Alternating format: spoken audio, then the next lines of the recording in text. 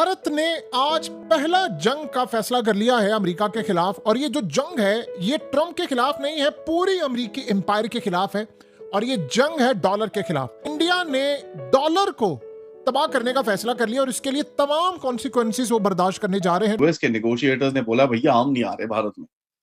जैसे आपको पता था 25 तारीख इस महीने की जब यूएस नेगोशिएटर्स आने वाले थे और अपने कुछ फाइनेंशियल स्टेप्स ऐसे लिए हैं जहां पर वॉस्ट्रो अकाउंट की ओपनिंग, प्लस आप ब्रिक्स को भी बोल रहे हो कि यार कुछ बात करते हैं, लेट्स सी लोकल करेंसीज में ब्रिक्स कंट्रीज लोकल 30 साल की डीप डिप्लोमेसी का जनाजा निकाल दिया है ट्रंप सरकार ने, जो कि इंडिया ने अमेरिका के साथ ग्रो कराई थी। हिंदुस्तान और अमेरिका के दरमियान हो रहा है, ये उसका एक कॉन्सिक्वेंस भी है कि रीएडजस्टमेंट एंड रीलेवरेजिंग की यहाँ पर जो है वो कोशिश जो है वो की जा रही है। खुद चीन के फॉरेन मिनिस्टर वांग ही हिंदुस्तान पहुंचेंगे 3 दिन के लिए। बहुत इंपॉर्टेंट ट्रिप है।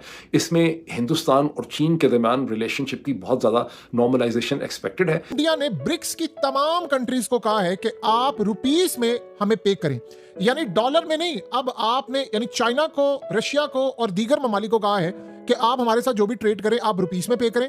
और रुपीस में पे करने के लिए हम आपके अकाउंट्स भारत के अंदर खोलेंगे, पैसा वहां पर होगा और आपके साथ जो ट्रेड होगी वो रुपीस के अंदर होगी, डॉलर में हमने ट्रेड नहीं करनी। और ये इतना बड़ा झटका है डॉलर को, ये आप समझे फुल फ्लेज वॉर है। अब चाइना के साथ चाइना भी जा रहे हैं। चाइना का फॉरेन मिनिस्टर भारत आ रहा है, डायरेक्ट फ्लाइटें शुरू होने वाली हैं, वीजे खुलने वाले हैं।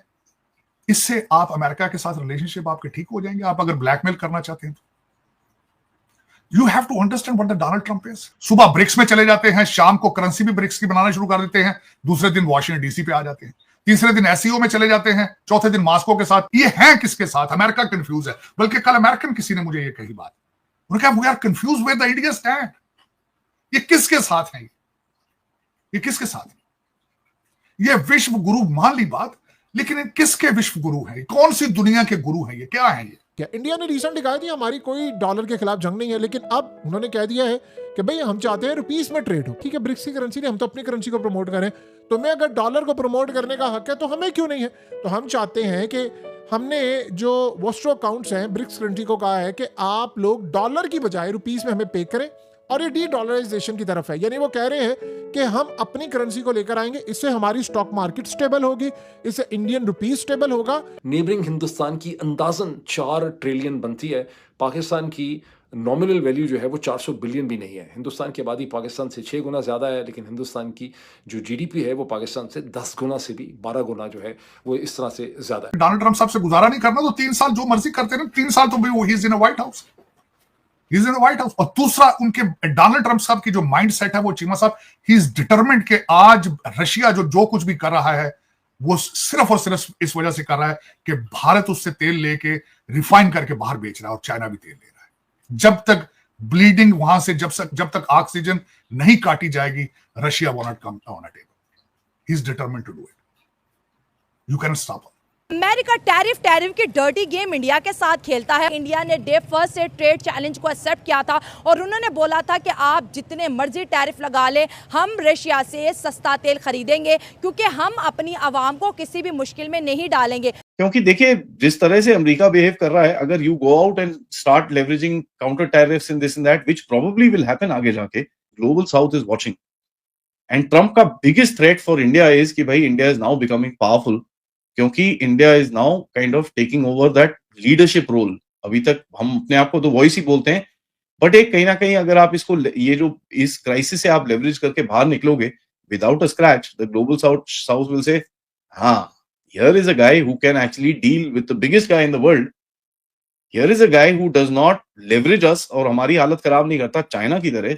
जय हिंद दोस्तों, नमस्कार दोस्तों। इस समय भारत और अमेरिका के रिश्ते बिगड़ चुके हैं। भारत और अमेरिका के बीच होने वाली ट्रेड टॉक कैंसिल हो चुकी है और भारत ने भी ब्रिक्स में लोकल करेंसी में व्यापार करने की ठान ली है। अब भारत ने डॉलर पर वार करना शुरू कर दिया है। भारत धीरे धीरे करके डॉलर का यूज कम करता जा रहा है और इससे प्रधानमंत्री मोदी ने ट्रंप को चेतावनी दे दी है कि हम झुकने वाले नहीं है। दोस्तों ट्रंप के टैरिफ और धमकियों के बावजूद भारत ने रशिया से तेल खरीदना कम नहीं किया है, बल्कि भारत रशिया से और भी ज्यादा तेल खरीदने वाला है। भारत के रूस से तेल खरीदने पर पाकिस्तानी कह रहे हैं कि भारत एक ऐसा देश है जो अमेरिका के सामने खड़ा हुआ है और अमेरिका की आंखों में आंखें डालकर रशिया से तेल खरीद रहा है। पाकिस्तानी कह रहे हैं कि भारत अब आर्थिक रूप से इतना मजबूत हो चुका है कि अमेरिका जैसी सुपर पावर की भी नहीं सुनता है। यदि भारत अमेरिका के सामने खड़ा रहा तो भले ही भारत को कुछ बिलियन डॉलर का नुकसान हो जाए, लेकिन फिर अमेरिका भारत को एक बड़ी इकोनॉमी बनने से नहीं रोक पाएगा, क्योंकि अमेरिका पहले किसी देश को अपने आप पर मुहताज बनाता है और फिर उस देश की इकोनॉमी को बर्बाद कर देता है। दोस्तों इस पर आपकी क्या राय है, कमेंट करके जरूर बताएं। ट्रम्प किस तरह फंसा हुआ है बुरी तरह।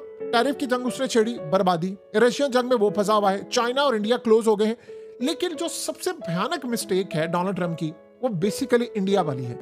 हत्ता कि इंडिया पाकिस्तान का दुश्मन है, लेकिन आप अगर इस सारी सूरत हाल को देखें तो इंडिया एक तर्ज पर अमेरिका के सामने खड़ा हुआ है और ये उनसे बर्दाश्त नहीं हो पा रहा। उसकी रीजन ये है कि अमेरिका का वजूद अब खतरे में आ गया है, क्योंकि आज इंडिया आज से स्टार्ट होता है, अब 4-5 साल बाद देखेंगे डॉलर की तो तबाही हो जाएगी और चाइना भी इसमें खड़ा हो जाएगा और दीगर ममालिक भी। फिर सारे कहेंगे नहीं यार हमने अमेरिकी डॉलर, किस से डॉलर ट्रम्प लड़ेगा। ये जो एक जोम होता है ना कि हमारी करेंसी बड़ी स्ट्रांग है, हम फलाना है, देखिए ये जोम टूटते हुए टाइम नहीं लगता। ये दुनिया अब उस लेवल की नहीं है जहां पर ये सोचते हैं। एक बात देख ली है कि आप हम पर क्या कर सकते हैं, ज्यादा से ज्यादा आप क्या कर सकते हैं, टैरिफ लगा सकते हैं, पाबंदी लगा सकते हो, आपने ऑलरेडी लगा ली है। हालात ये बता रहे हैं कि इंडिया का जो स्टाइल लेना है, इसके बाद ट्रम्प ने उन पर टैरिफ लगाना है, पाबंदियां लगानी है, बहुत कुछ करना है। इंडियंस को हो सकता है वो वहां से निकाल दे, बहुत सारे मामला कर दे, लेकिन याद रखिएगा अगले कुछ अरसे के अंदर हालात आपको इसी तरह होते हुए नजर आएंगे कि गेम इनके हाथ से निकल जाएगी और चाइना इंडिया को हर तरह से सपोर्ट करेगा। ये आप ज़हन में रखिएगा। रशिया से ये SU-57 लेंगे। देखिए इन्होंने कैट्सा की पाबंदियों को पीछे धकेल दिया था और क्या खरीदा, S-400। अब वो SU-57 भी ले लेंगे तो क्या कोई दुनिया का मुल्क रोक सकता है? सवाल ही पैदा नहीं होता। टाइम कम है, चीजें कम है और अमेरिका के लिए अपना वजूद बरकरार रखना डॉलर के बगैर नामुमकिन हो जाएगा, ये आप याद रखिएगा। तो 20% ट्रेड खुद अमेरिका जब रशिया के साथ करता है तो फिर वो इंडिया के ऊपर टैरिफ और एडिशनल टैरिफ क्यों इंपोज कर रहा है? आखिर ट्रंप इंडिया से क्या चाहता है? क्या नोबेल प्राइज के लिए पगला गया है ट्रंप, या इसके पीछे कोई और भी बात? की जो जंग है ये रशिया के साथ नहीं थी। हाँ। ये अपने लिए वो नोबेल प्राइज की एक जंग थी जो इंडिया ने उनको नॉमिनेट नहीं किया, सपनों पे पानी फेर दिया। ठीक है। तो उस वजह से उन्होंने दबाव डाला और काफ़ी दबाव डाला, एक मतलब 25% टैरिफ आयद किया। फिर कहा नहीं, मैंने अभी अगर मेरी रशिया के साथ डील नहीं हुई तो मैं इसको फ़ौरन 50% कर रहा हूँ। तो लेकिन इंडिया उसके दबाव में नहीं आया। इंडिया के पास काफ़ी ऑप्शंस थे। इंडिया ने चाइना के साथ फ़ौरन अपने ताल्लुकात बहाल किए। उधर अभी चाइना का वज़ीर ख़ारिजा कल तकरीबन इंडिया आ रहा है। जी जी। तो 31 अगस्त से पहले उसने आना ही यानी कि उन्होंने आना है। तो इससे वाज़े पता चल रहा है कि इंडिया अमेरिका के दबाव में नहीं आया। दूसरी तरफ अमेरिका के सदर को रशिया ने एक बहुत बड़ा दचका ये भी दिया कि उनको बुला के अलास्का में वो जो मुज़ाकरात अमेरिका का सदर जिस चीज़ के लिए आया था वो नाकाम हुआ। हाँ, यानी कि समिट फेल हो गया। जिस बात पे उनकी बात होनी थी यूक्रेन रशिया जंग की कि वो बंद हो जाए, जंग बंदी हो जाए, तो वो बात ही नहीं हुई दरमियान में। और उस पे यानी कि उससे वाज़े हुआ कि पुतिन इस चीज़ पे राज़ी ही नहीं है। वो अपने जो जंग है वो जंग भी लड़ना चाहता है और अपने वो ट्रेड है वो बढ़ाना चाहता है और बढ़ रही है उसकी ट्रेड। आपने खुद कहा कि उसकी 20% ट्रेड बढ़ गई है अमेरिका के साथ। तो इससे एक मुनाफिकत का जो चेहरा था ट्रम्प का वो भी दोगलापन भी वाज़े